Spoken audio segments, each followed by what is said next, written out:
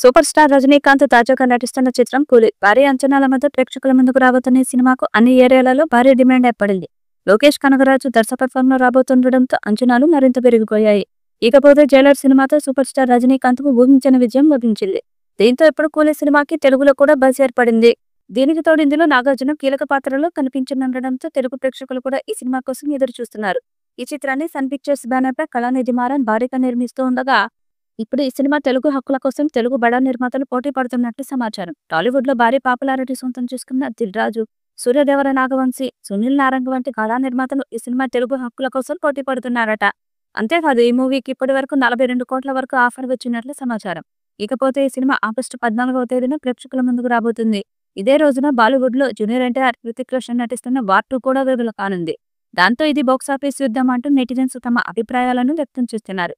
మరి ఇప్పటి వరకు 42 కోట్ల వరకు ఆఫర్ అందుకున్న ఈ సినిమా మరి తెలుగు రైట్స్ ఎన్ని కోట్లకు అమ్ముడుపోతాయో చూడాలి. ఇకపోతే జైలర్ తర్వాత వచ్చిన లాల్ సలాం డిజాస్టర్ గా నిలిచిన వెట్టాయన్ సినిమా మాత్రం పర్వాలేదనిపించుకుంటుంది. కానీ ఇప్పుడు లోకేష్ కనగరాజు దర్శకత్వం కావడంతోనే డిమాండ్ భారీగా ఏర్పడింది. లోకేష్ ఇప్పటి వరకు తెలుగులో మూవీ చేయకపోయినా ఆయన సినిమాలకు తెలుగులో కూడా మంచి ఫ్యాన్ బేస్ ఉంది.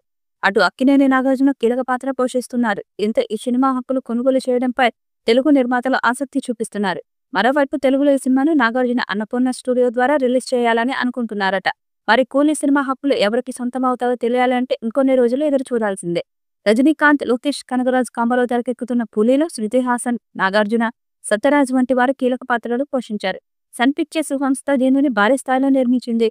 దీంతో తెలుగులో ఈ సినిమా రైట్స్ అంబరాన్ని తాకేలా కనిపిస్తున్నాయి. రజనీకాంత్ జైలర్ మూవీని అప్పట్లో ఏషియన్ ఫిల్మ్స్ వారు 12 కోట్లకు తీసుకున్నారు. దానికి ముందు వచ్చిన రజనీకాంత్ సినిమాలేవి ఆశించిన స్థాయిలో ఆడకపోవడంతో అప్పటికే అదే భారీ మొత్తం అనే భావన బయర్స్ కు ఉండేది. ఎప్పుడైతే జైలర్ తెలుగులోనూ ఘన విజయాన్ని సాధించింది, దాని ప్రభావం కూలీ తెలుగు హక్కుల మీద పడింది.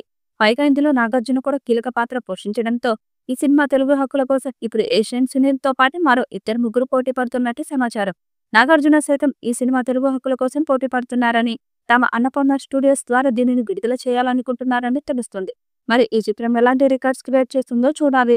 ఈ వీడియోపై మీ అభిప్రాయాన్ని కామెంట్ బాక్స్ లో తెలియజేయండి. ఈ వీడియో మీకు నచ్చితే లైక్ చేయండి, షేర్ చేయండి, కామెంట్ చేయండి. మరిన్ని అప్డేట్స్ కోసం మన ఛానల్ ని సబ్స్క్రైబ్ చేయండి.